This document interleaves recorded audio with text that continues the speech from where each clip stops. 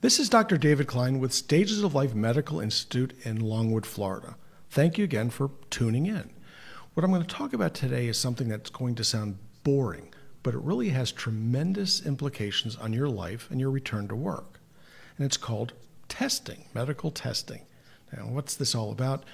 This is not Star Trek, where they wave a tricorder over you and it goes and it tells you what's wrong. Truly, in medical testing, you look for individual things, and either they're present or they're not. That's called qualitative testing. Yes or no, thumbs up, thumbs down, qualitative, or quantitative, how much. There are limits of detection. So in other words, if it's below a certain amount, you can't find it. Those are the two major types of medical testing, qualitative and quantitative. Qualitative testing is important here. Why? Because it's important for you to know whether or not you, your family, your kids, your husband, the people around you have antibodies to COVID-19. And what does this mean? It means that somewhere along the line you were exposed and you got over the illness, or you were exposed and never had the illness, but your body mounted an immune response. That's about half the population. Half the people that get exposed to coronavirus don't even know they got sick. They might have had a little bit of post-nasal drip and that was it. Or they may have had a headache and it came and went. Now, how can you tell the difference between that type of headache and your children? It's tough. How can you tell the difference between your sneeze that's due to pollen and COVID? Kind of tough. You can see it in the antibodies. And this is important because if you are going to return to work safely and not damage somebody else or yourself, you need to know what your antibody situation is. So qualitative testing is available right now. In most of the country, it'll take another couple weeks to get out here.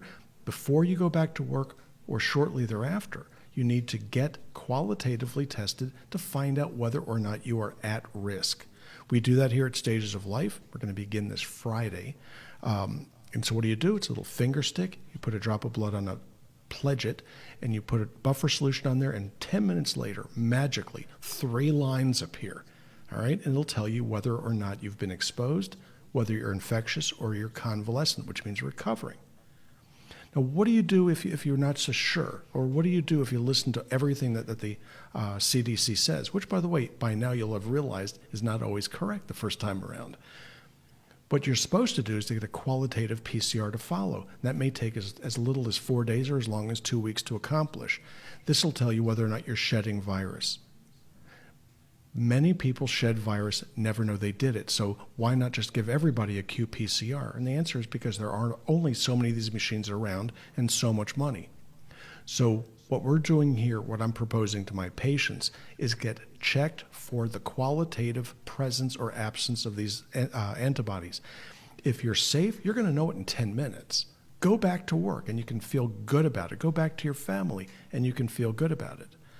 If you're equivocal, that's when you go ahead and check the qPCR. In the meantime, stay safe, but go back to work. We've got to get back to function. Some of the things I'm having my patients do to keep them healthy is some product called lactoferrin-containing colostrum. It's antibodies. Basically, it's a mouthful of them, and it keeps people safe. I've been taking it. I've been dealing with the patients through this thing, and I feel very comfortable about it. Licorice root extract is an antiviral. You don't need to be taking Plaquenil, which is hydroxychloroquine. You don't need to be taking Zithromax or Z-Pak. These are the sorts of things that need to be restricted to people that are about ready to have a big tube shoved down their gullet and put on a ventilator. That's when this becomes necessary.